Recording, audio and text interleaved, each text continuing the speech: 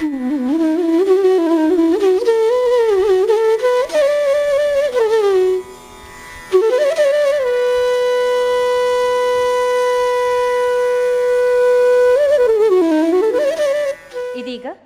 ಇಂಗ್ಲೆಂಡಿನಲ್ಲಿ ದೊರೆತ ಅತ್ಯಂತ ಶ್ರೇಷ್ಠ ಪುಷ್ಪ ಈ ಕುರಿತು ವಿಶೇಷ ಗೋಷ್ಠಿ ನೆರವೇರಲಿದೆ.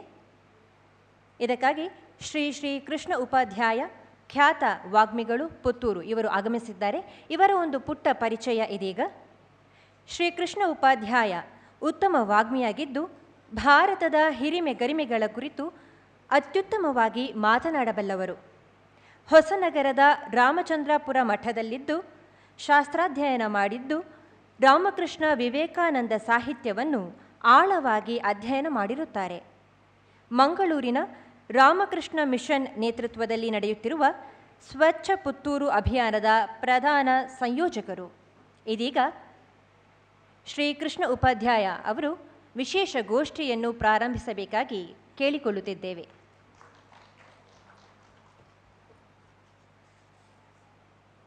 ಅನೇಕ ಜನ್ಮ ಸಂಪ್ರಾಪ್ತ ಕರ್ಮಬಂಧ ವಿದಾಹಿನೇ ಆತ್ಮಜ್ಞಾನ ಪ್ರದಾನೇನ ತಸ್ಮೈ ಶ್ರೀ ಗುರವೇ ನಮಃ. ಘನತೆವೆತ್ತ ರಾಮಕೃಷ್ಣ ಮಠದ ಸ್ವಾಮೀಜಿಯವರಿಂದಲೇ ಶ್ರೀರಾಮಕೃಷ್ಣರ ಶರೀರವೆಂದು ವ್ಯಾಖ್ಯಾನಿಸಲ್ಪಟ್ಟ ಎಲ್ಲ ನನ್ನ ಮುಂದಿರುವ ಶ್ರೇಷ್ಠ ಸಂತರುಗಳಿಗೆ ಶತಕೋಟಿ ಪ್ರಣಾಮಗಳು.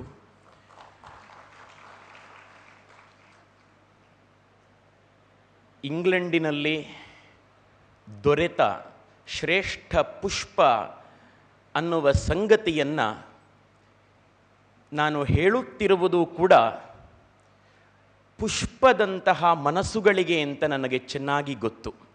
ಇಲ್ಲ ಅಂದರೆ ಎಷ್ಟೋ ದೂರದ ಊರಿನಿಂದ 3 ದಿನಗಳ ಕಾಲ ಜೀವಮಾನದ ಧನ್ಯತೆಯ ಕ್ಷಣಗಳನ್ನು ಅನುಭವಿಸುವುದಕ್ಕೆ ಇಲ್ಲಿಗೆ ಬರಲಿಕ್ಕೆ ಸಾಧ್ಯನೇ ಇರುತ್ತಿರಲಿಲ್ಲ.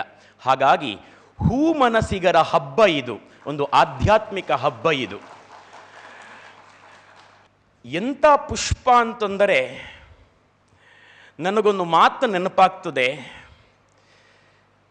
ಕೆಸರಿನಲ್ಲಿಯೂ ಕಮಲವು ಅರಳುವುದಕ್ಕೆ ಸಾಧ್ಯ, ಹಾಗೆ ಅರಳಿದ ಕಮಲವು ಕಮಲವೇ ಆಗಿರುತ್ತದೆ ಅಂತ.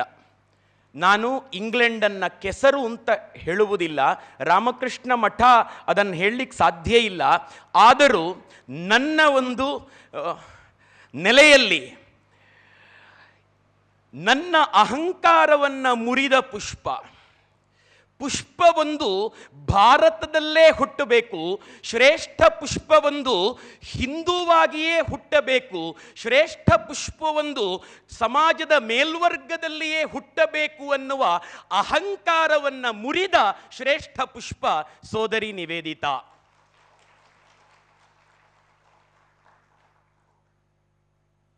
ನನಗೆ ನೆನಪಾಗ್ತಾರೆ ಆಗಿನ ಗೃಹ ಸಚಿವರಾಗಿದ್ದ ಡಾಕ್ಟರ್ ಜಿ ಪರಮೇಶ್ವರ್ ಅವರು ಇದೇ ರಾಮಕೃಷ್ಣ ಮಠದ ವೇದಿಕೆಯಲ್ಲಿ ಸುಮ್ಮನೆ ತಮಾಷೆಯಾಗಿ ಒಂದು ಮಾತನ್ನು ಹೇಳಿದರು. ನಾನು ಅಲ್ಲಿದ್ದೆ. ಆಗ ನಾನು ಇವತ್ತು ಫ್ಲೈಟಲ್ಲಿ ಬಂದೆ. ನಾನು ನನ್ನ PAಗೆ ತಮಾಷೆಯಾಗಿ ಹೇಳಿದೆ, ಈಗ ನಾನು ಬಂದ ವಿಮಾನವನ್ನು ನಡೆಸ್ತಾ ಇದ್ದ ಪೈಲಟ್ಗಳು ಇಬ್ಬರೂ ಕೂಡ ಹೆಣ್ಣು ಮಕ್ಕಳು. ನಾನು PAಗೆ ಅಂದೆ, ಅಯ್ಯಯ್ಯೋ ನಮ್ಮ ಜೀವವನ್ನು ಹೆಣ್ಣು ಮಕ್ಕಳ ಕೈಗೆ ಕೊಡಬೇಕಾಗಿ ಬಂತಲ್ಲ ಅಂತ. ಅವರ ಮಾತು ಕೇಳಿದ ತಕ್ಷಣ ನನಗೆ ಸ್ವಾಮಿ ವಿವೇಕಾನಂದರು ನೆನಪಾಗ್ತಾರೆ. ಅವರ ಮಾತನ್ನು ಕೇಳಿದ ತಕ್ಷಣ ನನಗೆ ಹೆಣ್ಣು ಮಕ್ಕಳ ಶಿಕ್ಷಣಕ್ಕಾಗಿ ಬದುಕನ್ನು ಸಮರ್ಪಿಸಿದ ಸೋದರಿ ನಿವೇದಿತಾ ನೆನಪಾಗ್ತಾರೆ. ಫೆಬ್ರವರಿ 25, 1997ರಲ್ಲಿ ಮಿಸ್ ಬುಲ್ ಅವರಿಗೆ ಬರೆದ ಪತ್ರದಲ್ಲಿ ಸ್ವಾಮೀಜಿ ಅವರ ಹೃದಯದಾಳದ ಆಶಯವನ್ನು ಹೇಳ್ಕೋತಾರೆ.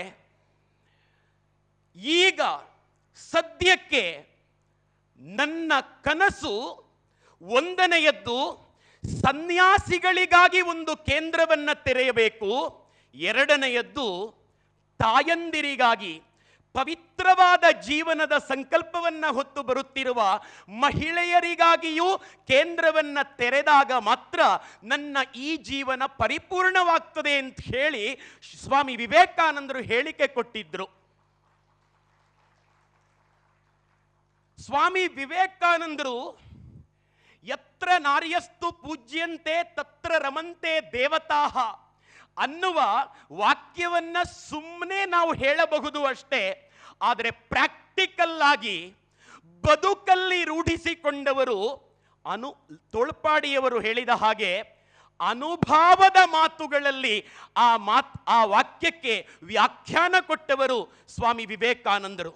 ನನಗೆ ರೋಮಾಂಚನಗೊಳ್ಳುವಂತಹ ಅವರ ಆ ಉದಾಹರಣೆ ನೆನಪಾಗ್ತದೆ. ಸೀತಾ ಮಾತೆಯ ಕುರಿತು ಅವರು ಹೇಳ್ತಾರೆ ಉಪನ್ಯಾಸದಲ್ಲಿ, ಸೀತೆಯ ಅಗ್ನಿಪ್ರವೇಶ ನಡೆದು ಹೋಯಿತು. ಸೀತೆಯ ಅಗ್ನಿಪ್ರವೇಶ ನಡೆದಿರುವುದು ಪರಪುರುಷನ ಸಂಘದಲ್ಲಿದ್ದಂತಹ ಭಾರತೀಯ ಹೆಣ್ಣು ಮಗಳ ಶೀಲ ಉಳಕೊಂಡಿದೆಯೋ ಇಲ್ವೋ ಅಂತ ಹೇಳಿ ಜಗತ್ತಿಗೆ ಸಾಬೀತುಪಡಿಸುವುದು ರಾಮನಿಗೆ ಅನಿವಾರ್ಯ ಆಗಿತ್ತು. ಅದಕ್ಕೆ ಅಗ್ನಿಪ್ರವೇಶಕ್ಕೆ ಅಪ್ಪಣೆ ಕೊಟ್ಟ ವಿವೇಕಾನಂದರು ಹೇಳ್ತಾರೆ, ಸೀತೆಯ ಅಗ್ನಿಪ್ರವೇಶದಿಂದ ಶುದ್ಧಳಾದದ್ದು ಸೀತೆ ಅಲ್ಲ, ಸೀತೆಯ ಅಗ್ನಿಪ್ರವೇಶದಿಂದ ಶುದ್ಧಳಾದದ್ದು ಸೀತೆ ಅಲ್ಲ, ಸೀತೆಯ ಅಗ್ನಿಪ್ರವೇಶದಿಂದ ಸಾಕ್ಷಾತ್ ಅಗ್ನಿಯೇ ಪರಿಶುದ್ಧಗೊಂಡಿತು ಅಂತ ಸ್ವಾಮಿ ವಿವೇಕಾನಂದರು ವ್ಯಾಖ್ಯಾನ ಕೊಡ್ತಾರೆ. ಇದು ಭಾರತದ ಹೆಣ್ಣು ಮಕ್ಕಳು. ಇಂಥ ಹೆಣ್ಣು ಮಕ್ಕಳ ಅಂತಃಸತ್ವವನ್ನ ಸಾವಿರಗಟ್ಟಲೆ ಅಥವಾ ಬೆರಳೆಣಿಕೆಯ ಸೂಟು ಬೂಟು ಎಜುಕೇಶನ್ ಅನ್ನ ಹೊತ್ತುಕೊಂಡು ಓಡಾಡುತ್ತಿದ್ದ ಬಿಳಿ ಬ್ರಿಟಿಷರ ನಡುವೆ, ಅಧಿಕಾರಿಗಳ ನಡುವೆ ನಮಗೆ ಎಜುಕೇಶನ್ ಇಲ್ಲ, ತೊಟ್ಟುಕೊಳ್ಳುವುದಕ್ಕೆ ಬಟ್ಟೆ ಬರೆ ಇಲ್ಲ, ಹೊಟ್ಟೆಗೆ ಹಿಟ್ಟಿಲ್ಲ ಅಂತ ಸಾಯುತ್ತಿದ್ದ ಅಸಂಖ್ಯ ಅವಮಾನ ಪಡುತ್ತಿದ್ದ ಅಧಿಕಾರಿ ವರ್ಗದ ಮುಂದೆ, ವಿದ್ಯಾವಂತದ ವರ್ಗದ ಮುಂದೆ ನಾನೊಬ್ಬ ಭಾರತೀಯ ಅಂತ ಎದೆ ತಟ್ಟಿ ಗರ್ವದಿಂದ ಹೇಳಿಕೊಳ್ಳುವುದಕ್ಕೆ ನಾಚಿಕೆ ಪಡುತ್ತಿದ್ದ ಆ ಕಾಲಘಟ್ಟದಲ್ಲಿ ಶತಶತಮಾನಗಳ ಭವ್ಯ ಭಾರತದ ಪರಂಪರೆ ಎಂಥದ್ದು ಅಂತ ಸಾಬೀತುಪಡಿಸುವುದಕ್ಕೋಸ್ಕರ ತಾನೇ ಅವರು ವಿದೇಶಗಳಿಗೆ ಹೋಗಿದ್ದು. ಅಂತಹ ದೇಶದ ಹೆಣ್ಣು ಮಕ್ಕಳು ಮುಂದೆ ಬರಬೇಕು ಅಂತ ಹೇಳಿ ಏನು ಸ್ವಾಮಿ ವಿವೇಕಾನಂದರು ಆಸೆ ಪಟ್ಟರೋ ಆ ಕಾರ್ಯಕ್ಕಾಗಿ ವಿವೇಕಾನಂದರು ಯಾವುದೋ ವಜ್ರ, ಯಾವುದೋ ಕೊಹಿನೂರು ವಜ್ರ ಬೇರೆ ದೇಶಗಳಲ್ಲಿ ಇರಬಹುದು, ಬೇರೆ ದೇಶದವರು ನಮ್ಮ ದೇಶದಿಂದ ತಗೊಂಡು ಹೋಗಿರಬಹುದು, ಆದರೆ ಭಗವಂತ ಅಮೂಲ್ಯ ವಜ್ರ ರತ್ನದ ವಜ್ರ ಪುಷ್ಪವನ್ನ ಭಾರತಕ್ಕೆ ವಿದೇಶದಿಂದ ಕರೆತಂದ. ಕಮಲ ಎಲ್ಲ ದೇಶದಲ್ಲೂ ಹುಟ್ಟುತ್ತದೆ ನಿಜ. ಸಂತ ಭದ್ರಗಿರಿ ಅಚ್ಯುತದಾಸರ ಘಟನೆ ನನಗೆ ರಂಜನ್ ನೆನಪು ಮಾಡಿಕೊಟ್ರು. ಅವರಲ್ಲಿ ಒಬ್ಬ ವಿದೇಶಿ ಪ್ರವಾಸಿಗ ಕೇಳಿದ್ದಂತೆ, ಅಲ್ಲ ಸ್ವಾಮಿ, ನೀವು ಹರಿಕಥೆ ಮಾಡಬೇಕಿದ್ರೆ ನಿಮ್ಮ ಎಲ್ಲ ವೇದಶಾಸ್ತ್ರಗಳಲ್ಲಿ, ಪುರಾಣಗಳ ವರ್ಣನೆಯಲ್ಲಿ 33 ಕೋಟಿ ದೇವತೆಗಳನ್ನು ವರ್ಣನೆ ಮಾಡ್ತಿರ್ತೀರಿ, ಇಷ್ಟೊಂದು ದೇವತೆಗಳೆಲ್ಲ ನಿಮ್ಮ ದೇಶದಲ್ಲೇ ಹುಟ್ಟಿರೋದಾ ಸ್ವಾಮಿ ಅಂತ ಕೇಳಿದ್ನಂತೆ. ಅದಕ್ಕೆ ತಮಾಷೆಯಾಗಿ ಅಚ್ಯುತದಾಸರು ಹೇಳ್ತಿದ್ರಂತೆ, ಅಲ್ಲಪ್ಪ, ಭಗವಂತ ಹುಟ್ಟದ ನಾಡಿಲ್ಲ, ಭಗವಂತ ಹುಟ್ಟದ ದೇಶ ಇಲ್ಲ, ಭಗವಂತ ಹುಟ್ಟದ ಮತ ಪಂಗಡಗಳಿಲ್ಲ. ಆದರೆ ಕಣ್ಣ ಮುಂದೆ ಜನ್ಮ ತೆತ್ತು ಕಣ್ಣ ಮುಂದೆ ನಡೆದಾಡುತ್ತಿರುವುದು ಸಾಕ್ಷಾತ್ ಶ್ರೀಮನ್ನಾರಾಯಣ ಅಂತ ಗೊತ್ತಾಗಿರೋದು ಭಾರತೀಯರಿಗೆ ಮಾತ್ರ ಅಂತ. ಆ ಮಾರ್ಗರೆಟ್ ಎಲಿಜಬೆತ್ ನೋಬೆಲ್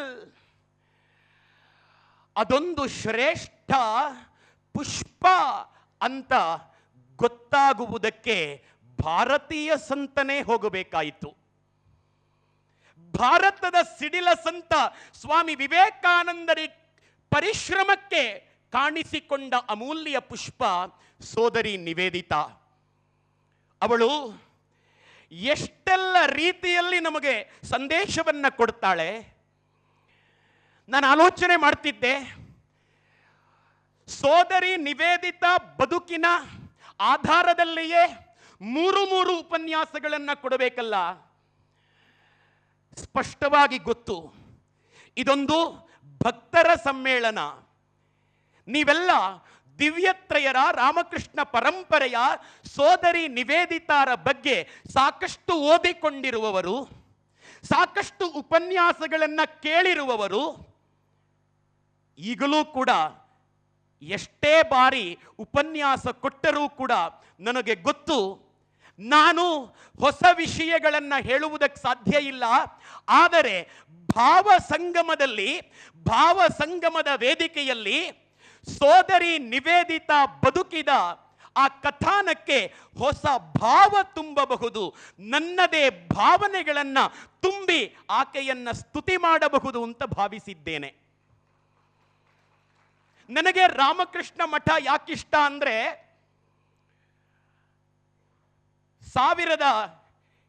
1898ಕ್ಕೆ ಕಲ್ಕತ್ತಕ್ಕೆ ಪ್ಲೇಗ್ ಬಂದಾಗ ಸ್ವಾಮೀಜಿ ನೆನಪು ಮಾಡಿಕೊಂಡ್ರು, ಶಾಂತಿವ್ರತಾನಂದಜಿ. ಸ್ವಚ್ಛ ಭಾರತ್ ಅಭಿಯಾನವನ್ನು ರೂಪುಗೊಳಿಸಿದ್ದು ಸ್ವಾಮಿ ವಿವೇಕಾನಂದರು. ಇತ್ತೀಚೆಗೆ ಅವರ ಹೆಸರು ನೆನಪಿಲ್ಲ, DR ಪಾಟೀಲ್ ಅವರ ಸಹೋದರ ಅವರು ಇದೇ ಮೈಕ್ ಮುಂದೆ ನಿಂತು ಹೇಳಿದರು, ಸ್ವಚ್ಛ ಭಾರತ್ ಆಂದೋಲನ ಇದನ್ನ ಆರಂಭಗೊಳಿಸಿದ್ದು ನರೇಂದ್ರ ಮೋದಿಯವರು ಅಲ್ಲ, ಇದಕ್ಕಿಂತಲೂ ಮೊದಲು UPA ಸರ್ಕಾರವು ಕೂಡ ಸ್ವಚ್ಛ ಭಾರತ್ ಅಭಿಯಾನವನ್ನ ಮಾಡಿತ್ತು, ಅದಕ್ಕೆ ನಿರ್ಮಲ ಭಾರತ ಅಂತ ಹೆಸರು ಅಂತ. ನಾನಾಗ ಅನ್ಕೊಂಡೆ, UPA ಸರ್ಕಾರನೂ ಅಲ್ಲ, 1798ನೇ ಇಸವಿನಲ್ಲಿ ರಾಮಕೃಷ್ಣ ಮಠ ಸ್ವಚ್ಛ ಭಾರತದ ಮೊದಲ ಕಲ್ಪನೆಯನ್ನ ಸ್ವಾಮಿ ವಿವೇಕಾನಂದರ ಮೂಲಕ ಇಟ್ಟಿತ್ತು, ಸೋದರಿ ನಿವೇದಿತಾ ನೇತೃತ್ವ ವಹಿಸಿದ್ದಳು ಅಂತ. ನಾವು ಈ ಉಪನ್ಯಾಸಗಳನ್ನ ಕೇಳಬೇಕು, ಯಾಕೆಂದ್ರೆ ಅದನ್ನ ಫಾಲೋ ಮಾಡಬೇಕು. ಅದು ಏನು ಅಂತ ಅನುಭವಕ್ಕೆ ಒಳಪಡಬೇಕು. ನಾವು ಅದನ್ನ ಬದುಕಿಗೆ ತರಬೇಕು, ಎಳೆದು ತರಬೇಕು. ನಾವು ಹೌದಾ ಅಂತ ನೋಡಬೇಕಲ್ಲ ಅಂತ ಪ್ರಾಕ್ಟೀಸ್ ಮಾಡಿದೆ. ಸೋದರಿ ನಿವೇದಿತಾ ಕಸಗುಡಿಸಿದ್ದು, ಸೋದರಿ ನಿವೇದಿತಾ ಒಳಚರಂಡಿಗಳನ್ನ ಕ್ಲೀನ್ ಮಾಡಿದ್ದು, ನಾನು ಮರೆತು ಬಿಟ್ಟೆ, ಆಗ ಸಾಕಷ್ಟು ಡಾಕ್ಟರ್ಗಳಿರಲಿಲ್ಲ ಅಲ್ಲಿ. ಮನೆ ಮನೆ ಸಂಪರ್ಕ ಆಗಬೇಕಿತ್ತು, ಜಾಗೃತಿ ಕರಪತ್ರಗಳನ್ನು ಹಂಚಬೇಕಿತ್ತು. ಇಷ್ಟೆಲ್ಲ ಕಾರ್ಯಕ್ಕೆ ದುಡ್ಡು ಬೇಕಲ್ಲ ಸ್ವಾಮೀಜಿ, ನೀವು ಯೋಜನೆಗಳನ್ನೇನೋ ಹೇಳ್ತೀರಿ ಸ್ವಾಮೀಜಿ ಅಂತ ಹೇಳಿ ಸೋದರ ಸಂತರು ಎಲ್ಲ ಹೇಳಿದಾಗ ನಮ್ಮ ರಾಮಕೃಷ್ಣ ಮಠ ಪರಂಪರೆಯ ಸ್ವಾಮಿ ವಿವೇಕಾನಂದ ಸ್ವಾಮೀಜಿ, ನನ್ನ ಜೀವಕ್ಕೆ ಜೀವವಾದ, ಪ್ರಾಣಕ್ಕೆ ಪ್ರಾಣವಾದ, ಉಸಿರಿಗೆ ಉಸಿರಾದ ದೇಶಭಕ್ತ ಸ್ವಾಮೀಜಿ ಹೇಳ್ತಾರೆ, ಅವರ ಪರಿವ್ರಾಜಕ ದಿನಗಳ ಪರಿಶ್ರಮದ ಫಲವಾಗಿ ಅವರಿಗೇನು ಆ ಪರಿವ್ರಾಜಕ ದಿನಗಳಲ್ಲಿ ಮೈಕ್ ಸಿಗ್ತಿರ್ಲಿಲ್ಲ. ಅವರ ಪರಿವ್ರಾಜಕ ದಿನಗಳಲ್ಲಿ ಅವರು ಎಷ್ಟೋ ಬಾರಿ ನಗುತ್ತಾ ಹೇಳ್ತಿದ್ರಂತೆ, ಮನೆ ಬಾಗಿಲಿಗೆ ಬಂದು ಭವತಿ ಭಿಕ್ಷಾಂದೇಹಿ ಅಂದಾಗ ಬಾಗಿಲನ್ನ ಕ್ಲೋಸ್ ಮಾಡಿ ಹೋಗಯ್ಯ, ಕೆಲಸ ನೋಡ್ ಹೋಗು ಅಂತ ಕಳುಹಿಸಿದ ದಿನಗಳೂ ಇದ್ವಂತೆ ನಮ್ಮ ಸ್ವಾಮೀಜಿಗೆ. ಇಂಥ ಅವಮಾನಗಳನ್ನ ಸಹಿಸಿ ಕಷ್ಟಪಟ್ಟು ಶ್ರೇಷ್ಠ ಯೋಜನೆಗಳಿಗಾಗಿ ಕಟ್ಟಿದ ರಾಮಕೃಷ್ಣ ಮಠ ಇತ್ತಲ್ಲ, ನಮ್ಮ ಸ್ವಾಮೀಜಿ ಹೇಳ್ತಾರೆ, ದುಡ್ಡಿಲ್ವಾ ಸ್ವಚ್ಛ ಭಾರತ್ ಮಾಡೋದಿಕ್ಕೆ? ದುಡ್ಡಿಲ್ವಾ ಕಲ್ಕತ್ತಕ್ಕೆ ಬಂದ ಪ್ಲೇಗನ್ನ ನಿವಾರಣೆ ಮಾಡುವುದಕ್ಕೆ? ದುಡ್ಡಿಲ್ವಾ? ಈ ರಾಮಕೃಷ್ಣ ಮಠವನ್ನ ಮಾರಿ ಬಿಡೋಣ ಅಂತ ಸ್ವಾಮೀಜಿ ಹೇಳ್ತಾರಂತೆ ರೀ. ಮಠವನ್ನ ಮಾರಿ ದೇಶವನ್ನ ಉಳಿಸುತ್ತೇವೆ ಅಂತ ಎಂತ ಆದರ್ಶವನ್ನ ಸ್ವಾಮೀಜಿ ಕೊಟ್ಟರು. ಸೋದರಿ ನಿವೇದಿತಾ ಕಸಗುಡಿಸಿದ್ದು, ನಾನು ಕಸಗುಡಿಸಿದೆ. ನೋಡಬೇಕಲ್ಲ ಅಂತ ಭಾಷಣ ಮಾಡಿದ್ದಲ್ಲ, ಕಸ ಗುಡಿಸಿದ್ದು. ನಮ್ಮ ಮನೆಯ ಪಕ್ಕದ ಮನೆ ಕಂಪೌಂಡಲ್ಲಿ ಒಂದು ಮನೆ ನಿರ್ಮಾಣ ಆಗ್ತಿದೆ. ಒಂದಷ್ಟು ಕೂಲಿ ಕಾರ್ಮಿಕರು ಜರ್ದಾ ತಿಂದು ಆ ಪ್ಯಾಕೆಟ್ಗಳನ್ನೆಲ್ಲ ಅಲ್ಲೇ ಬಿಸಾಕ್ತಿದ್ರು. ನನಗೆ ರಾಮಕೃಷ್ಣ ಮಠ ಹೇಳಿಕೊಟ್ಟದ್ದು, ಭಾಷಣ ಕೊಡಿಬೇಡ, ಕೆಲಸ ಮಾಡು ಅಂತ. ನಾನು ನೋಡೋಣ ಹೆಂಗಾಗತ್ತೆ ಅಂತ ಹೇಳಿ ಅವರ ಕಣ್ಣ ಮುಂದೆ ಅವರು ತಿಂದು ಬಿಸಾಕಿದ ಕಸಗಳನ್ನು ಹೆಕ್ಲಿಕ್ಕೆ ಶುರು ಮಾಡಿದೆ. ಎರಡನೇ ದಿನನೂ ಹಾಕಿದ್ರು, ನಾನು ಹೆಕ್ಕಿದೆ. ಎರಡನೇ ದಿನ ಆ ಕಾರ್ಮಿಕರೆಲ್ಲ ಓಡಿ ಬಂದು, ಅಯ್ಯಯ್ಯೋ ನಮ್ಮ ಎಂಜಲನ್ನ ನೀವು ಹೆಕ್ತಿದ್ದೀರಾ ಸರ್, ಸಾರಿ ಸರ್, ಇನ್ ಮುಂದೆ ಈ ತಪ್ಪು ಮಾಡಲ್ಲ ಅಂದ್ರು. ಇದು ನಾವು ಕಸ ಹೆಕ್ಕುವುದರಿಂದ ಆಗುವ ಪರಿಣಾಮ. ಸೋದರಿ ನಿವೇದಿತಾ ಅವರ ಜೀವನ ಸಂದೇಶ. ಸೋದರಿ ನಿವೇದಿತಾ ಸಾಮಾನ್ಯಳಲ್ಲ. ಅವಳ ಅಜ್ಜ ಆ ದೇಶದ ಹ್ಯಾಮಿಲ್ಟನ್, ಆ ದೇಶದ ಸ್ವಾತಂತ್ರ್ಯಕ್ಕೋಸ್ಕರ ಹೋರಾಟ ಮಾಡಿದ ಕುಟುಂಬ ಅದು. ಅವಳ ತಂದೆ ಸ್ಯಾಮ್ವೆಲ್ ಯೇಸು ಕ್ರಿಸ್ತನ ಪರಮ ಭಕ್ತ, ಕ್ರಿಶ್ಚಿಯನ್ ಫಾದರ್, ಒಳ್ಳೆ ಮನುಷ್ಯ. ಆ ಕುಟುಂಬ ಬಹುದೂರದ ಭಾರತಕ್ಕೆ ಕಳುಹಿಸಿಕೊಡುವುದಕ್ಕೆ ಸಾಧ್ಯನಾ? ಆಶ್ಚರ್ಯ ಆಗ್ತದೆ ನನಗೆ. ಸೋದರಿ ನಿವೇದಿತಾ ಮಾಡಬೇಕಿದ್ದ ಶಾಲೆಗೆ ಮಕ್ಕಳನ್ನ ಕಳುಹಿಸಿಕೊಡುವುದಕ್ಕೆ ಸಿದ್ಧರಿಲ್ಲ ಭಾರತೀಯರು. ಆದರೆ ಆ ಕುಟುಂಬ ಬೀಳ್ಕೊಟ್ಟು ಸಾವಿರಾರು ಮೈಲಿ ದೂರದ ಭಾರತಕ್ಕೆ ಕಳುಹಿಸಿಕೊಡಬೇಕು ಅಂತಂದ್ರೆ ಒಂದು ಸಂಸ್ಕಾರವಂತ ಕುಟುಂಬವೇ ಆಗಿರಬೇಕು ಅಂತ ನನ್ನ ಭಾವನೆ. ಒಳ್ಳೆ ಶಿಕ್ಷಣ ತಜ್ಞೆ ಅಂತ ಹೆಸರು ಮಾಡಿಕೊಂಡವಳು. ಹೋಮ್ ರೂಲ್ ಬಿಲ್ ಪಾಸ್ ಮಾಡಬೇಕು ಅಂತ ಹೇಳಿ ಆ ದೇಶದ ಒಂದು ಬಹುದೊಡ್ಡ ಆಂದೋಲನ ನಡೆದಾಗ ಪ್ರಚಂಡ ಭಾಷಣಗಳಿಂದ ದೇಶಭಕ್ತಿಯ ಅಲೆಯಲ್ಲಿ ಆ ದೇಶವನ್ನ ತೇಲಾಡಿಸಿದವಳು ಇದೇ ಸೋದರಿ ನಿವೇದಿತಾ. ಇಂಥ ಶ್ರೇಷ್ಠ ಪುಷ್ಪ ಸ್ವಾಮಿ ವಿವೇಕಾನಂದರಿಗೆ ಸಿಕ್ಕಿದ್ದು. ಸ್ವಾಮಿ ವಿವೇಕಾನಂದರಿಗೆ ಅವಳು ಕೇಳ್ತಾಳೆ, ಸ್ವಾಮೀಜಿ ಪ್ರಶ್ನೆ ಹೆಂಗಿರಬೇಕು ಅಂದ್ರೆ, ನನ್ನ ಮೊನ್ನೆ 3-4 ದಿವಸಗಳ ಹಿಂದೆ ಧಾರವಾಡ ಆಶ್ರಮದಲ್ಲಿ ಕಾರ್ಯಕ್ರಮ ಕೊಟ್ಟ ನಂತರ ಒಂದು ಪ್ರಶ್ನೋತ್ತರಕ್ಕೆ ಅವಕಾಶ ಮಾಡಿಕೊಡ್ಲಾಗಿತ್ತು. ಒಬ್ಬ ಕಾಲೇಜ್ ಹುಡುಗ ಎದ್ನಿಂದ ಕೇಳ್ದ, ಸ್ವಾಮಿ ವಿವೇಕಾನಂದರು ಹೇಳಿದಂತೆ, ಅಂದರೆ ಭಾಷಣದಲ್ಲಿ ಹೇಳಿರುವಂತೆ ನಡೆದುಕೊಂಡಿದ್ದಾರೆ ಎನ್ನುವುದಕ್ಕೆ ಗ್ಯಾರಂಟಿ ಕೊಡಿ ಅಂತ. ನಾನು ಹೇಳಿದೆ, ಪ್ರಶ್ನೆಯ ಹಿನ್ನೆಲೆ ಏನು? ಫೇಸ್ಬುಕ್ಕಲ್ಲಿ ಒಬ್ಬರು ಸ್ವಾಮೀಜಿಯವರಿಗೆ ಒಬ್ಬ ಕಾಲೇಜ್ ಹುಡುಗ ಮೆಸೇಜ್ ಮಾಡ್ದ, ಶ್ರೀ ಸ್ವಾಮೀಜಿಯವರಿಗೆ ಜನ್ಮದಿನದ ಶುಭಾಶಯಗಳು ಅಂತ. ಆ ಸ್ವಾಮೀಜಿ ಆನ್ಲೈನ್ ಅಲ್ಲಿ ಇದ್ರು, ಅವರು ಪ್ರತಿಕ್ರಿಯಿಸಿದ್ರು, ಜನ್ಮದಿನದ ಶುಭಾಶಯಗಳು ಜನುಮದಾತನ ಶ್ರೀಚರಣಗಳಿಗೆ ಸಮರ್ಪಿತಗೊಳ್ಳಲಿ ಅಂತ. ನಿಮಗೆ ಅರ್ಥ ಆಯಿತು, ಅದಕ್ಕೆ ಕ್ಲಾಪ್ ಕೊಟ್ರಿ. ಜನುಮಕ್ಕೆ ಕಾರಣನಾದ ದೇವರ ಪಾದಕ್ಕೆ ನಿನ್ನ ಶುಭಾಶಯ ಅರ್ಪಣೆಯಾಗಲಿ ಅಂತ ಹೇಳಿ ಸ್ವಾಮೀಜಿ ಹೇಳಿದ ಆ ಕನ್ನಡದ ಪ್ರೌಢ ಮಾತುಗಳನ್ನು ಅರ್ಥ ಮಾಡಿಕೊಳ್ಳಲಾಗದೆ ಆ ಕಾಲೇಜ್ ಹುಡುಗ ಮರು ಪ್ರಶ್ನೆ ಹಾಕ್ತಾನೆ, ಜನುಮ ಜಾತ ಹಾಗಂದರೆ ಏನು ಸ್ವಾಮೀಜಿ? ಜನುಮ ಜಾತ ಹಾಗಂದರೆ ಏನು ಸ್ವಾಮೀಜಿ? ಅದಕ್ಕೆ ಈ ಸ್ವಾಮೀಜಿ ಉತ್ತರ ಕೊಡ್ತಾರೆ, ನನಗಂತೂ ಇಷ್ಟ ಆಯಿತು, ಅವನಿಗೆ ಅರ್ಥ ಆಗಿದೆಯೋ ಇಲ್ಲವೋ ಗೊತ್ತಿಲ್ಲ. ಇವನು ಕೇಳಿದ, ಜನುಮ ಜಾತ ಹಾಗಂದರೆ ಏನು ಸ್ವಾಮೀಜಿ? ಸ್ವಾಮೀಜಿ ಉತ್ತರ, ಆ ಹಂಬಲ ಇನ್ನೂ ತೀವ್ರಗೊಳ್ಳಲಿ ಅಂತ ಮುಗೀತು. ಮಗನೇ, ಏನು ಅಂತ ಕೇಳಿರುವೆಯಲ್ಲ, ಜನುಮ ಜಾತ ದೇವರು ಹಾಗಂದರೆ ಏನು ಅಂತ ಕೇಳಿದ್ದೀಯಲ್ಲ, ಈ ಪ್ರಶ್ನೆ ಬರುವುದೇ ಜೀವಮಾನದ ಧನ್ಯತೆ. ಇದು ಸಾಮಾನ್ಯರಿಗೆ ಬರುವ ಪ್ರಶ್ನೆ ಅಲ್ಲ, ಇದು ಉಪನಿಷತ್ತಿನಲ್ಲಿ ಋಷಿಗಳಿಗೆ ಬಂದಂತ ಪ್ರಶ್ನೆಯಪ್ಪ ಇದು ಅಂತ ಆಶೀರ್ವಾದ ಮಾಡಿದರು. ನಾನು ಧಾರವಾಡದ ಆಶ್ರಮದಲ್ಲಿ ಹೇಳಿದ್ದು ಇದನ್ನ. ತಿಳಿದುಕೊಳ್ಳುವ ತುಡಿತ ನಿಜಕ್ಕೂ ಇದ್ದರೆ ಪ್ರಶ್ನೆಗೆ ಉತ್ತರ ಈ ಸೃಷ್ಟಿಯಲ್ಲಿ ಇದ್ದೇ ಇದೆ ಅಂತ. ಆದರೆ ಪ್ರಶ್ನೆ ಕೇಳಿದ ಉದ್ದೇಶ ಏನು ಅಂತ ಮತ್ತು ನಾನು ಉತ್ತರ ಕೊಟ್ಟೆ, ಗ್ಯಾರಂಟಿ ಕೊಟ್ಟೆ. ಅದು ಪ್ರಶ್ನೆ ಬೇರೆ. ನಾನು ಈಗ ಯಾಕೆ ಅದನ್ನು ಹೇಳಿದ್ದು ಅಂದರೆ, ಸೋದರಿ ನಿವೇದಿತಾಳಲ್ಲಿ ಅನೇಕ ಪ್ರಶ್ನೆಗಳಿದ್ವು.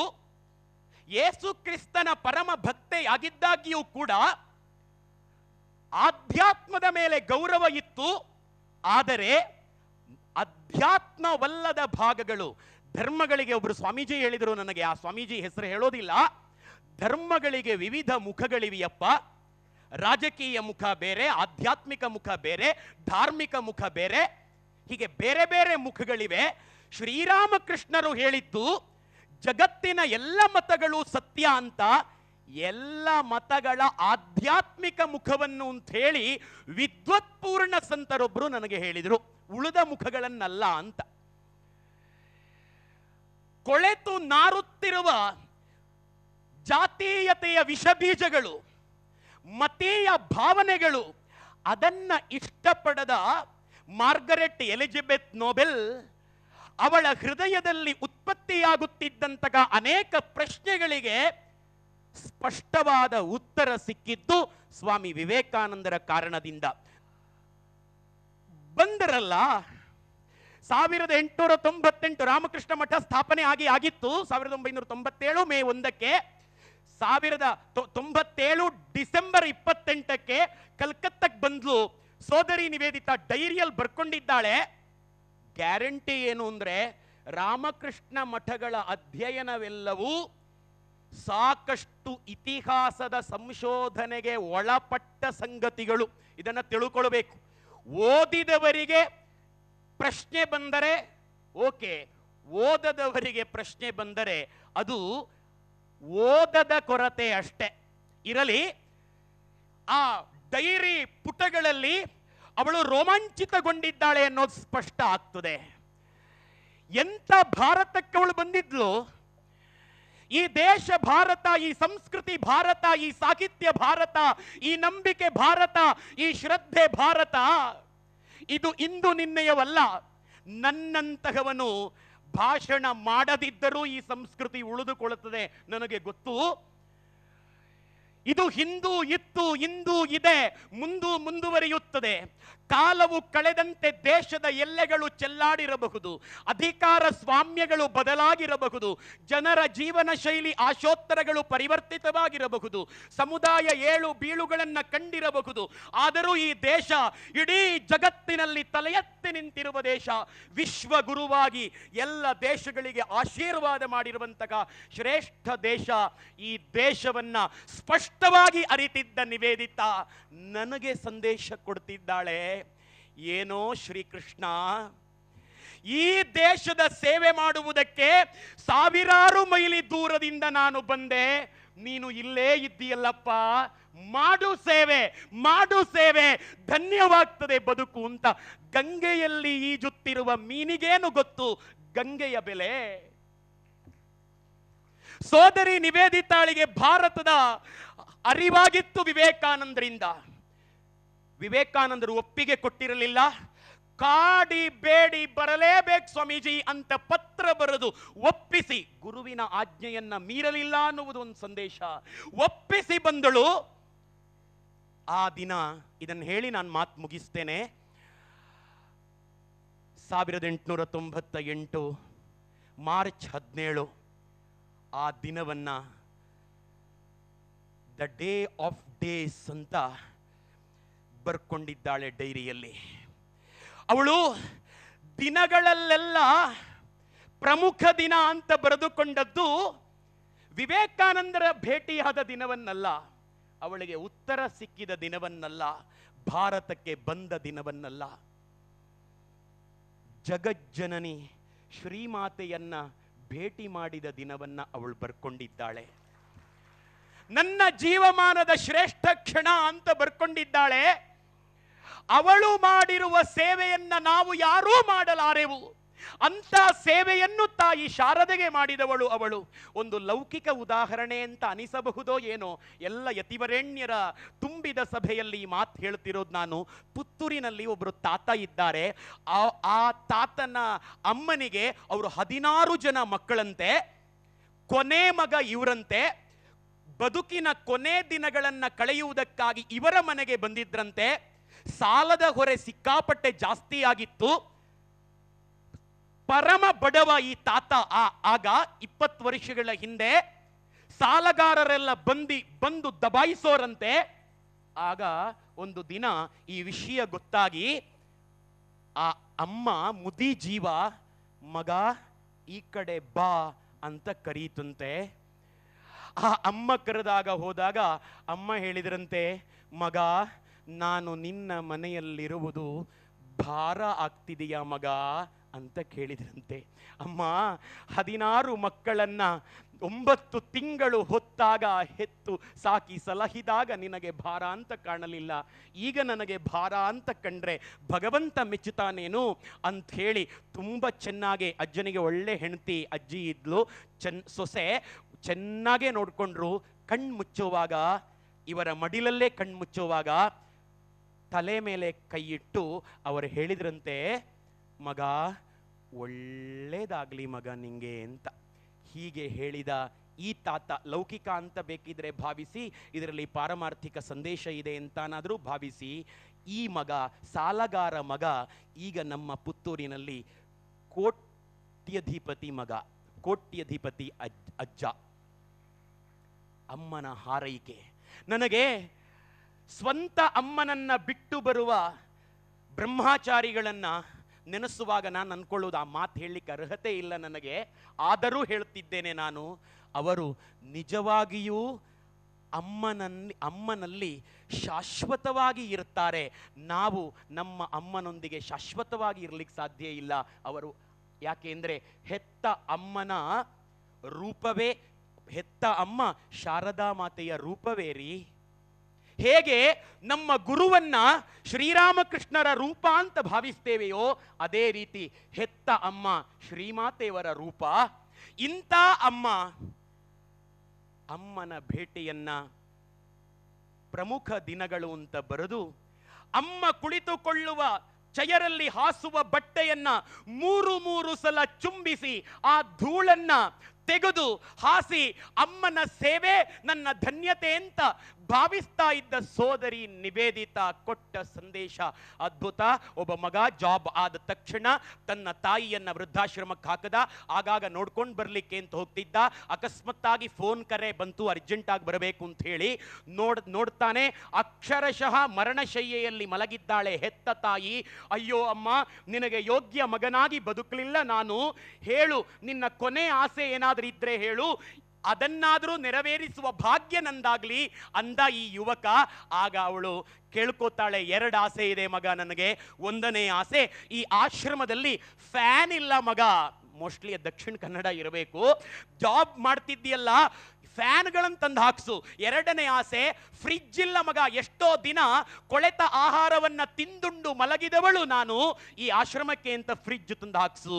ಆಗ ಈತ ಕೇಳದ, ಅಲ್ಲ ಅಮ್ಮ ಇಲ್ಲಿದ್ದೇ ನೀನು ಆಗ ಕೇಳಿರ್ಲಿಲ್ಲ, ಇನ್ ಮುಂದೆ ಆಶ್ರಮದಲ್ಲಲ್ಲ ಜಗತ್ತಲ್ಲೇ ಇರಲ್ಲ, ಈಗ ಯಾಕೆ ಇದೆಲ್ಲ ಅಂತ ಕೇಳಿದಾಗ ಆಕೆ ಹೇಳ್ತಾಳೆ, ಮುದಿ ಜೀವ ಹೇಳುತ್ತದೆ, ಮಗ ನನ್ನ ಕರುಳ ಕುಡಿ, ನನ್ನೊಡಲ ಕಂದ, ಇದನ್ನೆಲ್ಲ ನಾನು ನನಗಾಗಿ ಕೇಳುತ್ತಿರುವೆ ಅಂತ ಭಾವಿಸಿಕೊಂಡಿಯಾ ದಡ್ಡ?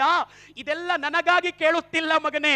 ಮುಂದೊಂದು ದಿನ ನಿನ್ನ ಮಕ್ಕಳು ಇಲ್ಲಿ ತಂದು ಹಾಕ್ತಾರಲ್ಲ, ಆಗ ನಿನಗೆ ಇದರ ಕೊರತೆ ಬರಬಾರದು ಮಗನೇ. ಅದಕ್ಕಾಗಿ ಇಂಥ ಜೀವಮಾನ ಇಡೀ ವಂಚನೆ ಎಸಗಿದ ಮಗನಿಗೂ ಒಳ್ಳೆಯದಾಗಲಿ ಅಂತ ಭಾವಿಸುವ ಆ ಅಮ್ಮ ಶ್ರೀಮಾತೆ, ಅವಳ ಭೇಟಿಯನ್ನ ಸೋದರಿ ನಿವೇದಿತಾ ಪ್ರಮುಖ ದಿನ ಅಂತ ಬರೆದು ಏನೋ ಒಂದು ಸಂದೇಶ ಕೊಡ್ತಿದ್ದಾಳೆ. 20 ನಿಮಿಷಗಳಲ್ಲಿ ಅವಳ ಎಲ್ಲ ಸಂದೇಶವನ್ನ ಹೇಳಿಕೊಳ್ಳುವುದಕ್ಕೆ ಸಾಧ್ಯ ಇಲ್ಲ. ಆದರೂ ಒಂದು ಭವ್ಯವಾದ ಪರಂಪರೆಯ ಮಠದಲ್ಲಿ ನಿಂತು ಇಷ್ಟೊಂದು ಮಾತನಾಡುವುದಕ್ಕೆ ಅವಕಾಶ ಕೊಟ್ಟ ಆ ದಿವ್ಯತ್ರಯರಿಗೆ ಮತ್ತು ನಾನು ತುಂಬ ಬಾರಿ ಸ್ವಾಮೀಜಿಯನ್ನ ಕೇಳ್ಕೊಂಡೆ, ಭಾಷಣ ಮಾಡೋದಿಲ್ಲ ಸ್ವಾಮೀಜಿ, ಅಹಂಕಾರ ಜಾಗೃತಿ ಆಗ್ತದಲ್ಲ ಅಂತ. ತೋಳ್ಪಾಡಿಯವರು ಬಹುಶಃ ಅದನ್ನೇ ಹೇಳಿದರು. ಇಲ್ಲ ಇಲ್ಲ, ಶ್ರೀರಾಮಕೃಷ್ಣರ ಇಚ್ಛೆ ಆಗಿರಬಹುದಪ್ಪ, ಆಶೀರ್ವಾದ ಇದೆ ಅಂತ ಹೇಳಿ ನಮ್ಮ ಮಂಗಳೂರು ಮಠದ ಎಲ್ಲ ಸಂತರೂ ಕೂಡ ನನಗೆ ಆಶೀರ್ವದಿಸಿ ವೇದಿಕೆ ಕೊಟ್ಟದ್ದಕ್ಕೆ ನನ್ನ ಗುರುಗಳಿಗೆ, ನನ್ನ ಗುರುಪಾದಕ್ಕೆ ಶತಕೋಟಿ ಪ್ರಣಾಮಗಳನ್ನು ಅರ್ಪಿಸುತ್ತಾ ದಿವ್ಯತ್ರಯರಿಗೆ ನನ್ನ ಮಾತುಗಳನ್ನು ಸರ್ವ ಸಮರ್ಪಣೆ ಮಾಡಿ ವಿರಮಿಸುತ್ತಿದ್ದೇನೆ. ಜೈ ಹಿಂದೂಸ್ತಾನ್.